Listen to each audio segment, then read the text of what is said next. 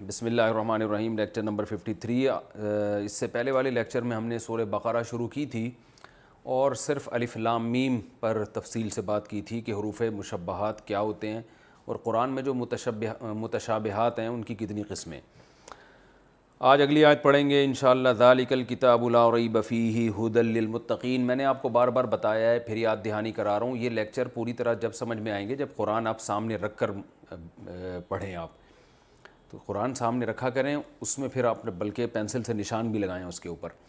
ذالک الکتاب، ذالک کا معنی یہ، الکتاب کتاب، لا ریب فیہ، لا کا معنی نہیں، ریب کہتے ہیں شک کو، اور فیہ اس کے اندر، ہدن، ہدا کہتے ہیں ہدایت کو، للمتقین متقین کے لیے، پرہیزگاروں کے لیے۔ الذین، یہ وہ لوگ ہیں، یؤمنون، یکرمون کی طرح، یکرمو جو ایمان لاتے ہیں، بالغیبی غیب پر، ویقیمون الصلاۃ، اقام یقیمو آ چکا ہے یہ لفظ پہلے، یقیمو اصل میں تھا یقویمو، یکرمو کی طرح، تو یقیمون تھا یقویمون، یقیمون الصلاۃ، صلاۃ نماز کو کہتے ہیں۔ یہ وہ لوگ ہیں جو نماز قائم کرتے ہیں۔ ومما، مما اصل میں تھا من ما، من الگ ہے ما الگ ہے، ملا کے بنا دیا مما، من میں نے سے، ما کا معنی وہ چیز، مما اس چیز میں سے، رزقناہم جو ہم نے ان کو رزق دیا ہے، ینفقون یہ خرچ کرتے ہیں، ینفقو یکرمو کی طرح ہے، انفاق کا معنی خرچ کرنا کہتے ہیں نا، انفاق فی سبیل اللہ۔ والذین، اور یہ وہ لوگ ہیں، یؤمنون جو ایمان لاتے ہیں، بیما، بی کا معنی ساتھ، ما کا معنی وہ چیز، انزلہ نازل کی گئی، انزلہ اکرمہ کی طرح ہے، انزلہ الیکا جو آپ پر نازل کی گئی، وما اور اس چیز پر بھی ایمان لاتے ہیں، انزلہ جو نازل کی گئی، من قبلکا آپ سے پہلے، وبالآخرتی اور آخرت کے ساتھ، ہم یہ لوگ، یوقنون یقین رکھتے ہیں، یقین یوقن عربی میں، یہ اردو میں بھی استعمال ہوتا ہے، یوقنون یکرمون کی طرح، یہ لوگ آخرت پر بھی یقین رکھتے ہیں۔ اولئکا یہ ہیں وہ لوگ، اولئکا جیسے ہاتھ سے اشارہ کیا جاتا ہے، اولئکا یہ ہیں وہ لوگ، علی ھدن جو ہدایت کے اوپر ہیں، من ربہم اپنے رب کی طرف سے، واولئکا اور یہ ہیں لوگ، ھم المفلحون یہی ہیں المفلحون کامیاب، افلاح اکرام کی طرح، مفلحون مکرمون کی طرح، فلاح کامیابی کو کہتے ہیں، حی علی الفلاح ہے نا اذان میں۔ ان الذین کفروا بے شک وہ لوگ جنہوں نے کفر کیا، سواء علیہم برابر ہے ان پر، سوا برابر کو کہتے ہیں، مستوی لفظ استعمال ہوتا ہے نا، اور اردو میں کیسے یہ استعمال ہوتا ہے سوا کا لفظ، مستوی کا لفظ مساوات، ہاں مساوات اردو میں اس سے ملتا جلتا استعمال ہوتا ہے۔ سواء علیہم برابر ہے، انذرتہم، آ کا معنی کیا، انذرتا اکرمتا، صحیح ہے نا، انذار کا معنی ڈرانا، اکرام کی طرح، انذرتہم کہ کیا آپ ان کو ڈرائیں، ام کا معنی یا، لم تنذر آپ ان کو نہیں ڈرائیں، ہم ان کو، یعنی برابر ہے ان پر یہ بات کہ آپ ان کو ڈرائیں یا نہ ڈرائیں، یہ بات ان پر کیا ہے، برابر ہے۔ لا یؤمنون یہ ایمان نہیں لائیں گے۔ میں ترجمہ کر دوں پھر اس کی تھوڑی تفسیر ہوتی ہے۔ ختم اللہ، ختمہ کا معنی ہوتا ہے مہر لگا دینا، ختم اسٹیمپ کو کہتے ہیں نا، ختامہ مسک آیا تھا نا سورہ مطففین میں، ختامہ مسک، مشک کی مہر لگی ہوگی اس پہ۔ ختم اللہ مہر لگا دی ہے اللہ تعالیٰ نے، علی قلوبہم ان کے دلوں پر، وعلی سمعہم اور ان کی سماعت پر، سمع سننے کو کہتے ہیں نا سامعین کرام، کہتے ہیں نا بھائی سامعین آپ سن رہے ہیں، ناظرین آپ دیکھ رہے ہیں۔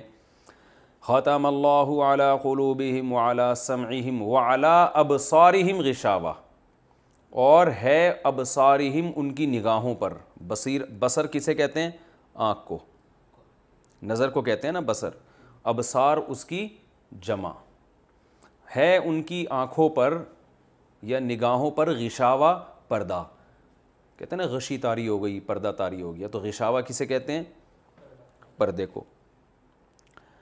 وَلَهُمْ عَذَابٌ عَظِيمٌ، اور ہے ان کے لیے عذاب عظیم، بہت بڑا۔ وَمِنَ النَّاسِ، اور لوگوں میں سے بعض ایسے ہیں، من کا معنی سے، لوگوں میں سے بعض ایسے ہیں، من جو یقولو کہتے ہیں، آمنا، اکرمنا کی طرح اصل میں تھا امنا، ہم ایمان لائے، باللہ اللہ پر، وبالیوم الآخری اور آخرت کے دن پر ہم ایمان لائے، وما ہم نہیں ہیں وہ بمؤمنین مومن، حالانکہ وہ مومن ہے نہیں، اوپر اوپر سے بول رہے ہیں۔ یخادعون اللہ، دھوکہ دیتے ہیں اللہ کو، یخادع یضاربو، ضاربا یضاربو مضاربتاً، خادع یخادع مخادعتاً، خداع بھی کہتے ہیں اس کو، دھوکے کو۔ یہ دھوکہ دیتے ہیں اللہ کو، یعنی دینے کی کوشش کرتے ہیں۔ والذین آمنوا، اور ان لوگوں کو بھی جو ایمان لائے، یعنی ایمان والوں کو بھی دھوکہ دینے کی کوشش کرتے ہیں اور اللہ کو بھی۔ یہ کوشش کا ترجمہ میں نے کہاں سے نکالا یہ بتاؤں گا۔ وما یخدعون، اور یہ دھوکہ نہیں دیتے، خدع یخدع، ضربہ یضربو کی طرح، اس کا معنی کیا ہے؟ دھوکہ دینا۔ وما یخدعون، اور یہ دھوکہ نہیں دیتے، الا مگر انفسہم، اپنے ہی نفسوں کو، نفس کی جمع انفس، دھوکہ اپنے آپ کو ہی دے رہے ہیں۔ وما یشعرون، اور انہیں شعور نہیں ہے۔ فی قلوبہم مرض، ان کے دلوں میں مرض ہے، بیماری ہے۔ فزادہم اللہ، زادہ کا معنی بڑھا دینا، اللہ نے بڑھا دیا ہے ان کو، مرضاً، مرض کے اعتبار سے، مرض کے اعتبار سے اللہ نے اور ان میں اضافہ کر دیا۔ وَلَهُمْ عَذَابٌ أَلِيمٌ، اور ان کے لیے عذاب ہے دردناک، بِمَا كَانُوا، اس وجہ سے، با کا معنی وجہ بھی آتا ہے، بیما بوجہ اس بات کے، یعنی اس وجہ سے کہ کانو تھے یہ لوگ، یکذبون، جھوٹ بولا کرتے تھے، جھوٹ بولنے کی وجہ سے ان کے لیے کیا ہے؟ دردناک عذاب۔ تو یہ تو لفظی ترجمہ ہو گیا، ایک رکوع سے کچھ زیادہ ہم نے پڑھ لیا ہے، اس کا ہم انشاءاللہ اب ترجمہ کریں گے۔ ترجمہ تو کر لیا، لفظی اس کی جو چھوٹی موٹی گرامر تھی وہ بھی بتا دی ہے۔ ذالک الکتاب لا ریب فیہ، یہاں سے پارے کی ابتدا ہو رہی ہے۔ اللہ نے قرآن مجید کا تعارف کروایا، ذالک الکتاب، یہ کتاب، ذالک اصل میں جب اشارہ کیا جاتا ہے نا ہاتھ سے کسی چیز کی طرف، اس وقت کہا جاتا ہے، گویا اللہ میں اشارہ کر کے اللہ تعالیٰ ہمیں بتا رہے ہیں یہ جو کتاب تمہارے سامنے ہے، پوری کتاب تمہارے سامنے رکھی ہوئی ہے، لا ریب فیہ، اس میں کوئی شک نہیں ہے۔ کیا مطلب؟ اس میں کوئی شک نہیں ہے کہ یہ اللہ کا کلام ہے، ایک بات، اس میں کوئی شک نہیں ہے۔ دوسرا، یہ تحریف سے پاک ہے، اس میں کوئی شک نہیں ہے۔ تو دو وجوہات سے شک پیدا ہو سکتا ہے، ایک یہ کہ یہ اللہ کا کلام ہو، اس میں بھی شک ہو سکتا ہے، دوسرا یہ محفوظ نہ ہو تو اس میں بھی شک ہو سکتا ہے۔ تو اس لیے اللہ نے ہر قسم کے شک کی نفی کر دی۔ لا ریبہ، اس کو کہتے ہیں لا نفی جنس۔ ایک عربی میں لا ہوتی ہے، اس کا معنی ہوتا ہے نہیں، اور ایک وہ لا ہوتی ہے جو بالکل جڑ سے کسی چیز کو کی نفی کر دیتی ہے، اور اس کی علامت یہ ہوتی ہے کہ اس کے بعد جو اسم ہوتا ہے نا اس پہ زبر ہوتا ہے، جیسے لا الہ، کوئی سرے سے الہ ہے ہی نہیں، الا اللہ، مگر اللہ۔ تو ایک لا جو نارمل لا ہوتی ہے نا وہ ہوتی ہے لا الہن، یعنی الہن ہوتا، جیسے ہم کہتے ہیں لا زیدن، زید نہیں ہے فی الدار، گھر میں، یہ نارملی عرب ایسے استعمال کرتے ہیں، لا زیدن فی الدار، زید گھر میں موجود نہیں ہے، اور لا رجل فی الدار، گھر میں کوئی بندہ موجود نہیں ہے، رجل کا معنی بندہ۔ لیکن جب عربی میں زبر لگ جاتا ہے نا، لا رجلا فی الدار، تو بندے نام کی کوئی چیز ہے ہی نہیں، یہ غلو ہو جاتا ہے، اس میں مبالغہ ہو جاتا ہے۔ تو یہ یاد رکھیں، اس کو کہتے ہیں لا نفی جنس، یعنی کسی شے کی جنس کا مطلب ہوتا ہے اس کی نوعیت ہی کا انکار کر دینا، سرے سے اس ٹائپ کی چیز ہے ہی نہیں کوئی۔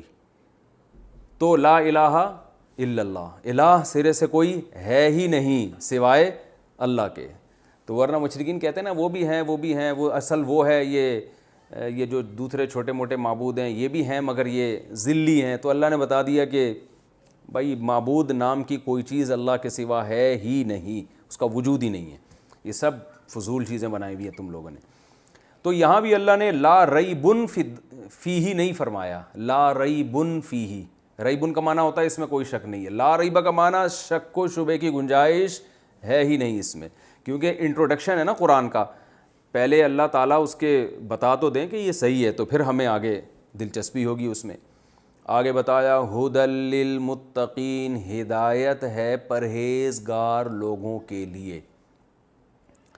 یہاں میں نے آپ کو بار بار بتایا قرآن مجید میں ہدایت کے دو معنی آتے ہیں۔ ہدایت کسے کہتے ہیں؟ گائیڈنس کو، رہنمائی کو۔ تو اردو میں بھی، انگلش میں بھی، ہر زبان میں رہنمائی کے دو مطلب ہی ہوتے ہیں۔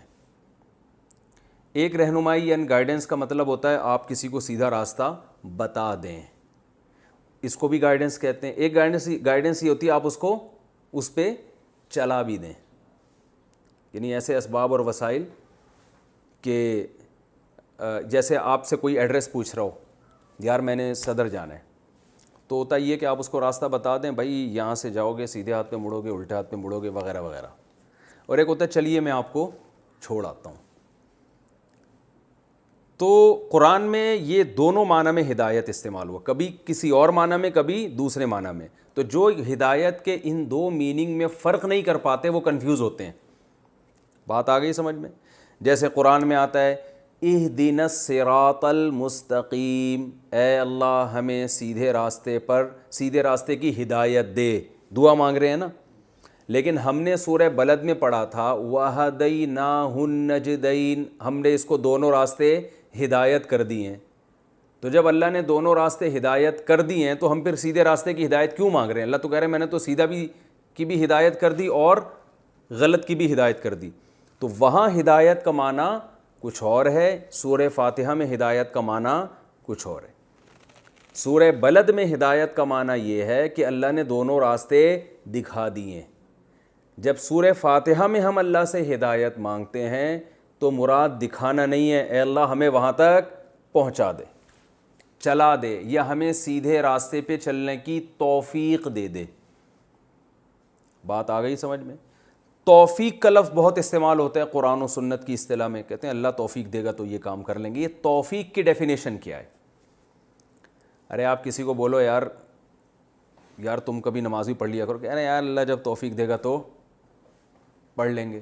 اچھا، بعض لبرل لوگوں کو اس توفیق کے لفظ پہ بڑا اعتراض ہوتا ہے، کیا جب اللہ ہی توفیق دے گا تو پھر ہم نے جب دینا ہوگا تو دے دے گا، نہیں دے گا تو ہم کیا کریں، وہ تو اللہ کی توفیق سے ہوتا ہے نا۔ تو توفیق کہتے ہیں، توفیق نکلا ہے دیکھیں وفاق، موافقت، اس سے نکلا ہے۔ موافق کہتے ہیں نا یہ چیز مجھے موافق نہیں آ رہی۔ آپ نے بھنڈی کھا لی زیادہ، آپ پہلے ہی بلغم تھا، آپ کو صفرا بڑا ہوا تھا، حکیم لوگ کہتے ہیں نا بھنڈی آپ کو موافق نہیں آئے گی، وہ ریشہ پیدا کرتی ہے۔ ایسا ہی ہے نا، آپ یرقان کے مریض تھے، آپ کا ہیپاٹائٹس ہوا ہے اور آپ دیسی انڈے کچے پی رہے ہیں، موافق آئیں گے؟ ابھی میں توفیق کے لفظ کو سمجھانے کے لیے مثالیں دے رہا ہوں۔ لوگ کہتے ہیں پتہ نہیں کیا فضول چیزیں، بھائی اسی طرح سمجھایا جاتا ہے نا، توفیق موافقت سے۔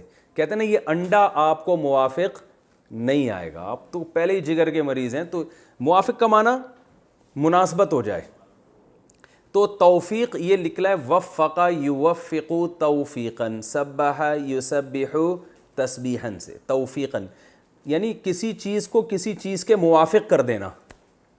جب ہم کسی اچھے راستے پہ چلنے کی کوشش کرتے ہیں تو ہمارے اگر موافقت ہو جائے اس راستے سے تو اسپیڈ سے چلیں گے، وہ راستہ ہماری نیچر اور طبیعت سے اگینسٹ جا رہا ہو، رکاوٹیں کھڑی ہو رہی ہوں، تو وہ اس کا مطلب وہ ہمارے موافق نہیں ہو رہا۔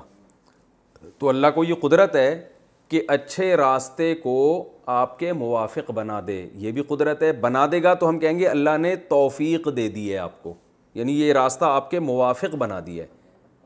اور اگر نہیں ہوگا تو ہم کہیں گے اللہ کی طرف سے توفیق نہیں مل رہی۔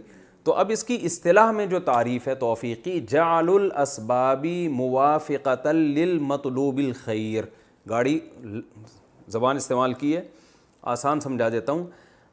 آپ کا جو نیک مقصد ہے تو اس مقصد کو تک پہنچنے کے لیے آپ کو جو اسباب اور وسائل چاہیے تو اللہ وہ اسباب اور وسائل ایسے پیدا کر دے جو آپ کو آپ کے نیک مقصد تک پہنچانے میں مدد دیں.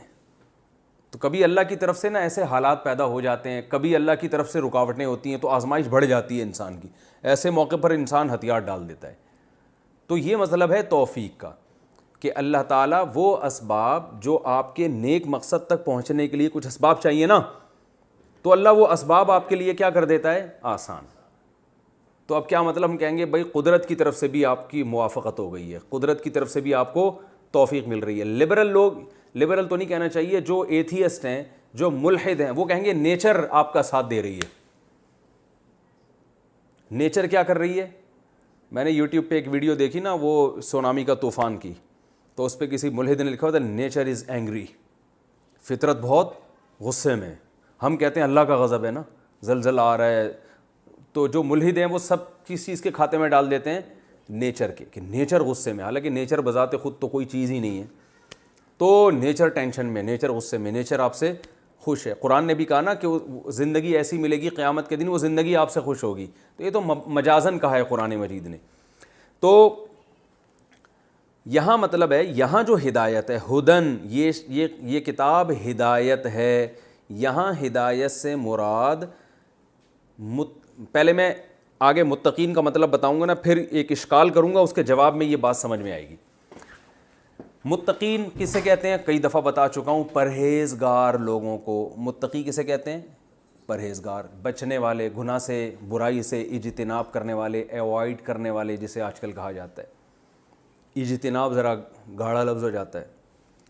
تو اب سوال یہ پیدا ہوتا ہے کہ قرآن کہہ رہا ہے کہ یہ کتاب ہدایت ہے پرہیزگار لوگوں کے لیے. سوال پیدا ہوتا ہے, ایک جگہ قرآن کہہ رہا ہے ہم نے ہر ایک کو ہدایت دے دی ہے, ہر ایک کو ہدایت, وَهَدَيْنَاهُ النَّجْدَيْنِ, ہم نے ہر ایک کو ہدایت دے دی ہے. تو پہلا سوال تو یہ ہوگا, یہاں قرآن کہہ رہا ہے ہدایت ہر ایک کے لیے نہیں ہے بلکہ کس کے لیے؟ متقین کے لیے. تو یہ دو آیتیں آپس میں کیا ہو رہی ہیں؟ ٹکرا رہی ہیں. دوسرا اعتراض یہ ہوگا, متقی کہتے ہیں گناہ سے بچنے والا, تو جو پہلی بچنے والا ہے اس کو ہدایت کی ضرورت کیا ہے؟ بہت مشکل ہے بات سمجھانا.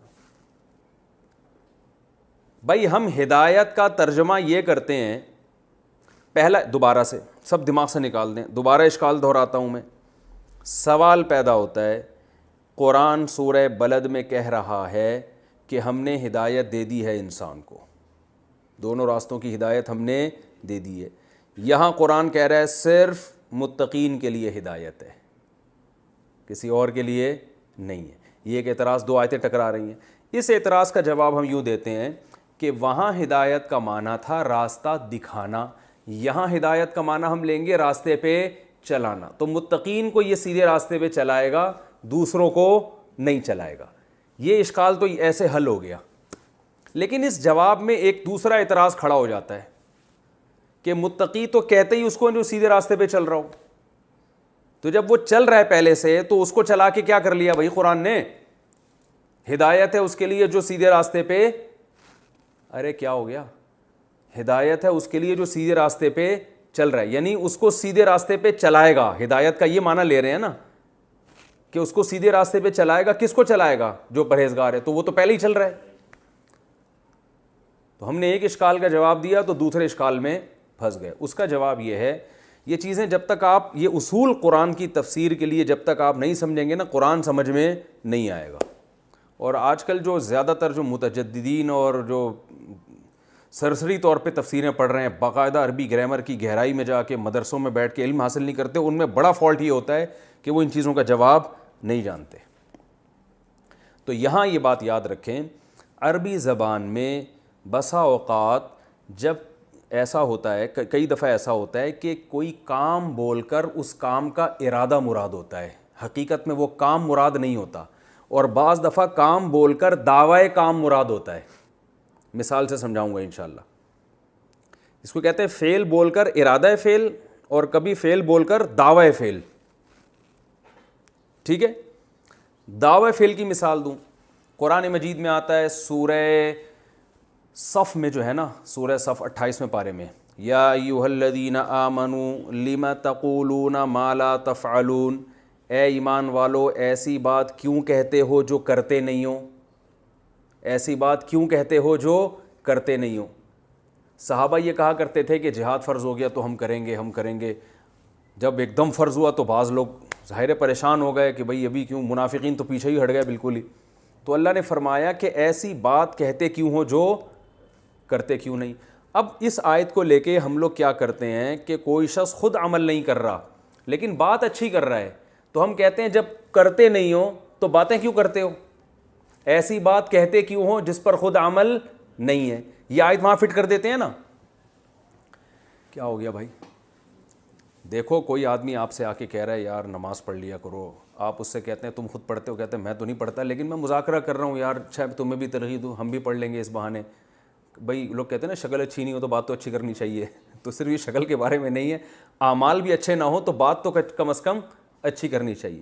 تو آپ فوراً اسے یہ آیت سنائیں گے، جب خود نہیں پڑھتے تو قرآن تو کہہ رہا ہے لِمَ تَقُولُونَ مَا لَا تَفْعَلُونَ، تم وہ کام کیوں کرتے ہو جس پر خود عمل، وہ بات کیوں کرتے ہو جس پر خود عمل نہیں کرتے۔ یہ ہے نا، حالانکہ یہ آیت اس کے بارے میں نہیں ہے، اس لیے کہ یہاں تقولون قول ہے، ایسا کہتے کیوں ہو، یہاں کہنے سے مراد کہنا نہیں ہے، کہنے کا دعویٰ کرنا ہے۔ ما لا تفعلون، وہ کام کیوں کرتے ہو، وہ بات کیوں کہتے ہو جو کرتے نہیں ہو۔ کیا مطلب؟ سوری، بات کا دعویٰ نہیں، اس کام کا دعویٰ ہے، یعنی وہ بات کیوں کہتے ہو جس کے دعوے خود کرتے ہو۔ تو ایسی چیز کا دعویٰ کرنا غلط ہے جس پر آپ عمل نہ کر سکو، کیونکہ آیت کا شان نزول کیا ہے کہ صحابہ نے کہا جہاد جیسے ہی فرض ہوگا ہم کریں گے، تو ایک کام کا دعویٰ کیا نا، تو اللہ نے فرمایا وہ بات کہتے کیوں ہو جو کر نہیں سکتے، یعنی اس بات کا دعویٰ کیوں کرتے ہو جو کر نہیں سکتے۔ تو یہاں جہاد مراد نہیں ہے بلکہ جہاد کا دعویٰ، فعل بول کر دعوی فعل مراد ہے، وہ کام جس کا تم دعویٰ کرتے ہو تو وہ کام، اس کے دعوے مت کیا کرو، دعویٰ اسی کام کا کرو جو کر سکتے ہو۔ تو یہ آیت ان لوگوں کے بارے میں نازل ہوئی ہے جو بونگیاں بڑی بڑی مارتے ہیں، ہم یہ کر دیں گے، ہم یوں کر دیں گے، جب کرنے کا ٹائم آتا ہے تو پتلی گلی سے نکل جاتے ہیں۔ تو ان کو یہ کہا جائے گا کہ جو کام کر نہیں سکتے تھے وہ کہاں کیوں تم نے۔ تو یہ ان لوگوں کے بارے میں آیت جو منافقین تھے، جو بڑے بڑی بونگیاں مار رہے تھے اور پھر بھاگ گئے وہ، تو ان کو ایمان والوں سے تعبیر قرآن نے اس لیے کیا کہ ظاہری طور پر ان کو ایمان والا ہی سمجھا جاتا تھا، کیونکہ قرآن ان کو کافر کہہ دیتا تو کہتے ہمیں جو کافر ہی کہہ دیا تو اب ہمیں کس چیز کا مطالبہ کر رہے ہو ہم سے۔ دوسرا، بعض دفعہ ایسے ہوتا ہے کہ قرآن مجید میں فعل بول کر ارادہ فعل مراد ہوتا ہے، یہاں تو دعوی فعل ہے نا، وہاں کیا ہوتا ہے ارادہ فعل۔ جیسے قرآن میں آتا ہے یا ایھا الذین آمنوا اذا قمتم الی الصلاۃ، اے ایمان والو جب تم نماز کے لیے کھڑے ہو جاؤ، فاغسلوا وجوہکم، تو اپنے چہروں کو دھو، اپنے ہاتھوں کو دھو کوہنیوں تک، وامسحوا برؤوسکم، اور اپنے سر کا مسح کرو، وارجلکم، اور پاؤں کو دھو۔ اب سوال پیدا ہوتا ہے اللہ جب کھڑے ہی ہو گئے تو اب کیا دھوئیں، یہ تو کھڑے ہونے سے پہلے دھونا تھا نا۔ بھائی اذا قمتم الی الصلاۃ، اے ایمان والو جب تم نماز کے لیے، قمتم اصل میں تھا قومتم، ضربتم کی طرح نا، قیام سے نکلا ہے، تو جب تم کھڑے ہو جاؤ نماز کے لیے تو کیا کرو، چہرے کو دھو۔ تو یہاں کھڑے ہونے سے مراد کھڑے ہونے کا ارادہ ہے، یعنی اذا اردتم القیام الی الصلاۃ، اے ایمان والو جب تم نماز کی طرف کھڑے ہونے کا ارادہ کر لو، تو ارادے کے بعد وضو ہے۔ تو فعل بول کر مراد کیا ہے، لفظ قیام کا استعمال ہو رہا ہے، مراد ارادہ قیام ہے، قیام نہیں ہے، ارادے کا لفظ یہاں چھپا ہوا ہے، وہاں دعوے کا لفظ چھپا ہوا ہے، سمجھ رہے ہیں؟ تو یہ سب عقل مندوں سے کلام ہے نا، تو عقل مند سمجھ جاتے ہیں کیا چھپا ہوا ہے۔ جیسے میں نے بار بار بتایا نا، میں کہتا ہوں 3 پلیٹیں کھا گیا، تو عقل مند سمجھ جائے گا پلیٹ نہیں کھایا، پلیٹ کے اندر جو بریانی تھی وہ کھایا۔ بے وقوف پکڑ کے بیٹھا رہے گا پلیٹ کیسے کھا گیا بھائی، تو وہی ہو جائے گا تو انسان تھا میں نے تجھے گدھا بنایا، جونپور والا قصہ ہو جائے گا۔ تو دیہاتی لے گیا کہ بھائی اس کو بھی گدھا بنا دو، گدھے کو انسان بنا دو، سوری اس نے کہا تو گدھا تھا میں نے تجھے انسان بنایا، تو وہ قاضی لے گیا کہ دیہاتی لے گیا اپنے بچے گدھے کو کہ یہ گدھا تھا تم اس کو بھی انسان بنا دو، ٹھیک ہے نا، تو اس نے کہا مسالہ لگے گا تو بن جائے گا انسان کچھ دنوں میں۔ تو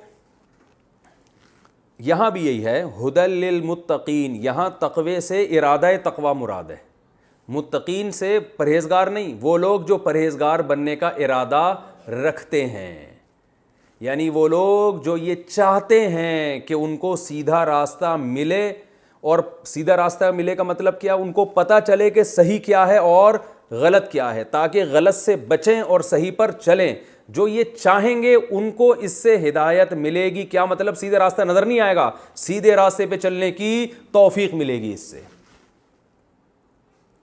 نہیں آ رہی بات۔ تو اس لیے اللہ نے بتا دیا جن کو ہدایت نہیں ملی نا، جن کم بختوں کو، پڑھ پڑھ کے پاگل ہو گئے وہ، پھر وہیں کے وہیں، وہ چاہتے ہی نہیں ہیں، یا وہ صرف تنقید برائے تنقیدی نیت سے پڑھتے ہیں قرآن کو، ورنہ جو آدمی نیوٹرل ہو کے بالکل حقیقی لبرل بن کے پڑھے گا قرآن، واقعی میں لبرل ہوگا، وہ نام نہاد لبرل نہیں، وہ بالکل لبرل ہو کے قرآن پڑھے گا، تمام فاسد چیزوں کو، اپنے باپ دادا کی رسومات کو اور سب کچھ کو سائڈ پہ لگا کے بالکل نیوٹرل ہو کے قرآن کا مطالعہ کرے گا، تو قرآن کہتا ہے کہ اس کو سیدھا راستہ نظر بھی آئے گا اور چلنے کی توفیق بھی ملے گی۔ اور صحابہ اور تابعین اور بڑے بڑے لوگوں کے ہم واقعات دیکھتے ہیں کہ دو آیتیں سن کے پاگل ہو گئے۔ وہ نجاشی کا جو مشہور واقعہ ہے کہ حضرت جعفر طیار نے اس کے سامنے جب سورہ مریم کی آیتیں تلاوت کی ہیں، رو رو کے پاگل ہو گیا وہیں پر، پہلی دفعہ قرآن سن رہا تھا، اور سارے پادری، چونکہ وہ نیوٹرل تھے، ان کو اسلام سے دشمنی نہیں تھی، نہ کوئی مسلمانوں سے ان کی جنگیں ہوئی تھیں، نہ کوئی اسلام سے دشمنی تھی،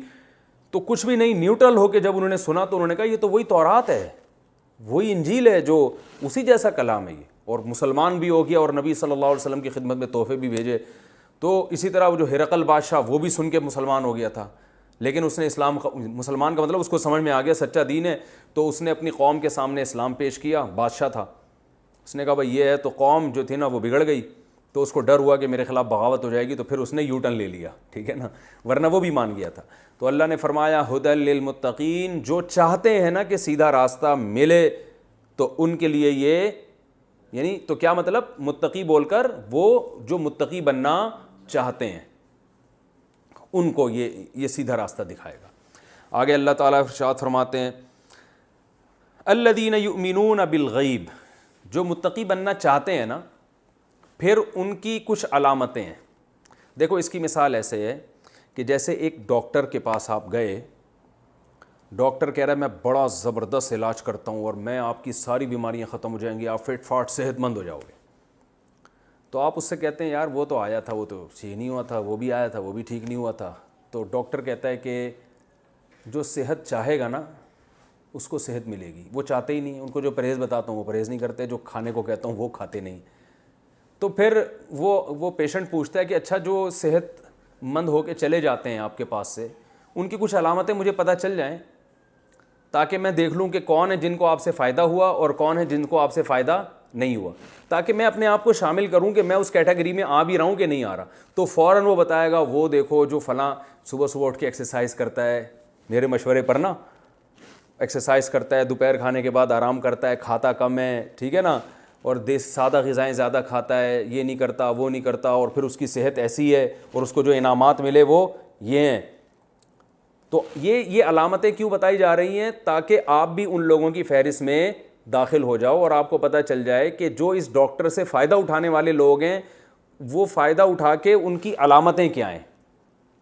کیونکہ جب ہم علامتوں سے کسی بات کو ڈیفائن کرتے ہیں نا، کہ مثال سے کہ یہ فائدہ اٹھانے والے اور یہ فائدہ نہ اٹھانے والے، تو فوراً انسان کے لیے فرق کرنا آسان۔ تو اللہ نے بھی بتایا جو متقیوں جن کو ہدایت ملے گی ان کی علامتیں یہ ہیں، جو بالکل واضح علامتیں تمہیں فوراً دیکھ کے نظر آ جائیں گی کہ کن لوگوں کو فائدہ ہوا، تو تاکہ تمہیں بھی پتہ چل جائے کہ تمہیں اگر فائدہ ہوا تو تمہارا انجام بھی ایسا ہی ہے، تمہارے اندر بھی یہ علامتیں ظاہر ہوں گی۔ تو کچھ علامتیں ایسی ہیں جن کا عقیدے سے تعلق ہے۔ پہلی علامت الذین یؤمنون بالغیب، یہ وہ لوگ ہیں جو غیب پر ایمان رکھتے ہیں، کیونکہ جو لوگ ملحد ہیں نا، جتنے بھی آپ یوٹیوب پہ دیکھیں ملحد لوگ، ان کی سب سے پہلی دلیل یہ ہوتی ہے کہ نظر کیوں نہیں آتا اللہ، جنت نظر کیوں نہیں آتی، وہ ظاہری آنکھوں پہ یقین رکھتے ہیں بس۔ تو اللہ فرماتے ہیں جو یہ ضد کرے گا نا ہٹ دھرمی کہ نہیں مجھے بس جو دیکھوں گا وہی اسی پر ایمان لانا ہے، اس کو یہ ضدی ہے، کیونکہ علامتیں اتنی زیادہ ہم نے دنیا میں قائم کر دی ہیں اپنے وجود کی، اپنے دلائل کی، کہ دیکھنے کا مطالبہ کرنا یہ کیا ہے؟ ضد ہے۔ بہت سی چیزیں دیکھتا نہیں ہے انسان، دلیل سے یقین کر لیتا ہے۔ آپ بند کمرے میں بیٹھے ہو، گھڑی پہ 12 PM لکھا ہوا ہے، آپ یقین کر لو گے کہ سورج نکلا ہوا ہے، حالانکہ آپ نے دیکھا نہیں ہے۔ اب بھی اگر کوئی کہے نہیں سورج نہیں نکلا ہوا، ساری گھڑیاں ایک ہی ٹائم بتا رہی ہیں کہ دوپہر کا 1 بج رہا ہے، اور آپ کو نہیں سورج نہیں نکلا ہوا کیونکہ میں دیکھ نہیں رہا، تو یہ ایسا ضدی ہے کہ اس کو سیدھا راستہ مل نہیں سکتا۔ اس لیے اللہ نے پہلی علامت بیان کی کہ جو ضدی نہیں ہوتے، یؤمنون بالغیب، غیب پر ایمان رکھتے ہیں، مطلق غیب پر نہیں، وہ غیب جس کے وجود کے دلائل قائم ہو چکے ہوں تو اس کو بن دیکھے مان لیتے ہیں۔ وہ یہ ضد نہیں کرتے، اپنے آپ کو عقل کل نہیں سمجھتے کہ میں جب تک دیکھوں گا نہیں۔ جیسے فرعون نے مطالبہ کیا موسیٰ تمہارا رب کہاں ہے، تم سیڑھیاں لگاؤ، حامان سے کہا نا سیڑھیاں لگاؤ، میں آسمان پہ جا کے ذرا خدا کو دیکھ کر آنا چاہتا ہوں۔ تو اللہ کہتے ہیں یہ تکبر اس نے کیا اور پھر اللہ نے اس کو غرق کر دیا، تباہ کر دیا۔ تو بہت ضدی فضول باتیں شروع کر دی تھی اس نے۔ تو یہی آج کل جو ایتھیسٹ ہیں وہ اسی طرح کی کہ ہمیں قبر کا عذاب تو نظر نہیں آتا، ہمیں تو پل صراط نظر نہیں آ رہا۔ تو بھائی تمہاری اوقات کیا ہے، تم نے دیکھا کیا ہے؟ یہ تو اللہ نے کچھ تھوڑا سا دکھا دیا تمہیں۔ تو اللہ فرماتے ہیں پہلی علامت الذین یؤمنون بالغیب، غیب پر یقین رکھتے ہیں، وَيُقِيمُونَ الصَّلَاةَ۔ اعمال میں کیا ہے؟ عمل میں 2 اعمال قرآن پورے آپ سورہ ناس تک دیکھیں گے، 2 چیزوں کو قرآن ساتھ ساتھ لے کے چلتا ہے، ایک نماز اور ایک زکوٰۃ۔ یعنی اللہ کی راہ، کبھی زکوٰۃ کا لفظ استعمال کرے گا قرآن، کبھی کہے گا اللہ کی راہ میں خرچ کرتے ہیں۔ تو اس سے اصل میں جو میں نے بار بار بتایا نا کہ قرآن جزیات بیان کرتا ہے، مقصد ایک اصول بیان کرنا ہوتا ہے۔ نماز اصل میں جسمانی عبادت ہے، اس میں باڈی تھکتی ہے، صبح اٹھنا پڑتا ہے، وضو کرنا پڑتا ہے، سردیوں میں بعض دفعہ چل کے جانا پڑتا ہے مسجد میں۔ یہ باڈی کی ریکوائرمنٹ یہ ہے کہ آپ پڑے رہو بستر پہ، نہیں اٹھے نہیں انسان، دوستوں کے ساتھ بیٹھا ہوا ہے تو اٹھنے کا دل نہیں چاہے گا، تو یہ جسم کو کھپانا ہے۔ اور دوسری چیز قرآن بار بار بیان کرتا ہے پیسہ خرچ کرتے ہیں، کیونکہ دیکھیں جب آپ کو کسی سے محبت ہوتی ہے، والدین کی مثال لے لیں تو والد صاحب کہتے ہیں نا یہ بیٹا میرا بڑا فرما بردار ہے، تو اس کا کیا مطلب ہوتا ہے کہ اپنے جسم کو بھی میرے لیے کھپاتا ہے اور اپنا مال بھی مجھ پہ خرچ کرتا ہے۔ بعض بچے ایسے ہوتے ہیں ابا کی جسمانی خدمت بہت کرتے ہیں، پاؤں دبا دوں، پانی لے آؤں، یہ کروں وہ کروں، بہت دن رات ایک کر دیا انہوں نے، ساری رات ابا کے آگے ہاتھ باندھ کے کھڑے ہوئے ہیں کہ ابا کو رات کو آنکھ نہ کھل جائے، کوئی پریشانی نہ ہو، کرسی پہ بیٹھے ہوئے۔ اسپتالوں میں دیکھا ہوگا بیمار والدین کی خدمت کیسے کر رہے ہوتے ہیں، لیکن ان کو پیسوں کی محبت اتنی ہوتی ہے کہ ان کو ڈر ہوتا ہے یار ابا پہ خرچہ نہ ہو جائے، خرچہ نہ کرنا پڑ جائے، تو اس خرچے کے چکر میں جسم کو کھپایا ہوا ہوتا ہے انہوں نے، خرچہ نہ کرنا پڑ جائے یار، یہ پیسے نہ۔ تو یہ فرما بردار ہے مگر اس میں بہت بڑا نقص ہے۔ بعض ایسے ہوتے ہیں وہ کہتے ہیں یار ابا کے سامنے وہاں ہاسپٹل میں ابا کے سامنے بیٹھنا، ان کی خدمت کرنا، یار پیسہ دبا کے خرچ کرتے ہیں ابا پہ، ان میں پیسوں کی لالچ نہیں ہوتی، وہ خدمت کے لیے بندہ رکھ لیں گے اور خود یہ ٹینشن لینے کے لیے تیار نہیں ہے کہ یار دکان چھوڑ کے میں ابا کے پاس بیٹھوں آ کے اور پھر ابا کی خیریت۔ بھائی اتنی ٹینشن، یار ایک نرس خرید کے باقاعدہ، ٹھیک ہے نا، کرائے پہ نہیں، باقاعدہ پوری نرس 2 کروڑ میں خریدی اور ابا کو گفٹ کر دی، یہ 24 گھنٹے آپ کی خدمت کرے گی۔ وہ پسینہ نہیں بہایا جاتا، ان کو ٹائم نہیں دیا جاتا، وہ امریکہ سے بیٹھے بیٹھے فون کر رہے ہوتے ہیں یار ابا کو جتنے پیسوں کی ضرورت ہو نا یہ چیک دے رہا ہوں، بلینک چیک ہے، بس یہ خرچ کرتے رہنا، مجھے ٹینشن، میں سو رہا ہوتا ہوں، میرے سونے کا ٹائم ہوتا ہے، مجھے کوئی ڈسٹرب نہ کرے، یہ صبح میرا آفس ٹائم ہے، اس میں کوئی مجھے ڈسٹرب نہ کرے، چھٹیوں میں جب پاکستان آؤں گا تو ابا سے ہیلو ہائی کر لوں گا۔ دونوں قسم کے لوگ مارکیٹ میں ہول سیل کے حساب سے موجود ہیں۔ ابا بے وقت فون کر لیں تو ان کو میٹر گھوم جاتا ہے، یار یہ میرا آفس ٹائم ہے، کیا ہر وقت کوئی بے تکا فون۔ تو اللہ کو محبت چاہیے اپنی مخلوق سے کامل۔ اللہ کہتے ہیں میرے غلام بن کے رہو، تو جان بھی کھپانی ہے اور مال بھی۔ جان کھپانے میں کیونکہ سب سے زیادہ جان نماز میں کھپتی ہے، رمضان 1 مہینے کا ہے، حج پوری زندگی میں 1 دفعہ کا ہے، اتنا بڑا مسئلہ نہیں ہے۔ اور کسی عبادت کو بھی اللہ نے مشکل کہا ہی نہیں ہے، نہ روزے کو اللہ نے مشکل کہا اور نہ اللہ تعالیٰ نے حج کو مشکل کہا ہے۔ نماز ایک ایسی عبادت ہے جس کو قرآن نے خود مشکل کہا ہے، وَإِنَّهَا لَكَبِيرَةٌ إِلَّا عَلَى الْخَاشِعِينَ، یہ بڑی مشکل عبادت ہے، سوائے ان لوگوں کے لیے جن کے دلوں میں اللہ کا خوف ہے. خود اللہ نے اس کو مشکل کہا ہے, کیونکہ پوری زندگی بھائی جب سے بالغ ہوئے تھے کنٹینیو ایک کام کرتے چلے جانا, پھر صبح اٹھ رہے ہیں نیند قربان کر رہے ہیں, آفس ٹائم ہے وہ چھوڑ کے جا رہے ہو, آپ دکان پہ رش لگا ہوا ہے, جماعت کا ٹائم ہو گیا, تو ایک دو چار دن کی بات نہیں ہے, پوری زندگی نہ سفر میں معاف نہ حضر میں معاف. تو اللہ فرماتے ہیں جو اس سے ہدایت حاصل کرتے ہیں نا ان کی علامتیں یہ ہیں کہ پہلی علامت غیب پر ایمان رکھتے ہیں, دوسری علامت یقیمون الصلاۃ, نماز قائم کرتے ہیں. اقامت کہتے ہیں نماز پڑھنے کا ذکر نہیں ہے, قائم کرنا. عربی میں تقویم کہتے ہیں تیر کو سیدھا کرنے کو, تو مطلب نمازوں کو بالکل کیا کر دیتے ہیں, سیدھا.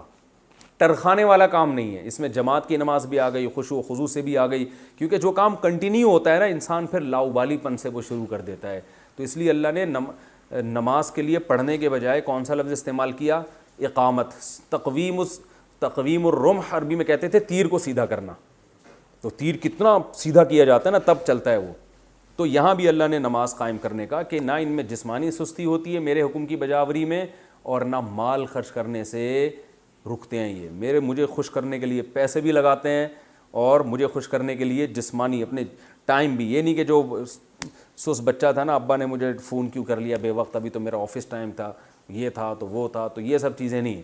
اللہ فرماتے ہیں جب حی علی الصلاۃ کی صدا گونجے گی سارے کام دائیں بائیں کر کے میرے سامنے جھکتے ہیں. تو یہ علامت ہے. وَمِمَّا رَزَقْنَاهُمْ, اور جو رزق ہم نے ان کو دیا ہے, يُنْفِقُونَ, اس میں سے خرچ کرتے ہیں. تو اللہ نے اس میں اشارہ بھی دے دیا کہ ہمارا ہی دیا ہوا ہے یہ سارا, تو خرچ کر کے کوئی ہم پر احسان نہیں کر رہے. تو یہ آج کا انشاءاللہ اتنا کافی ہے, پھر اگلے لیکچر میں ہم آگے چلیں گے.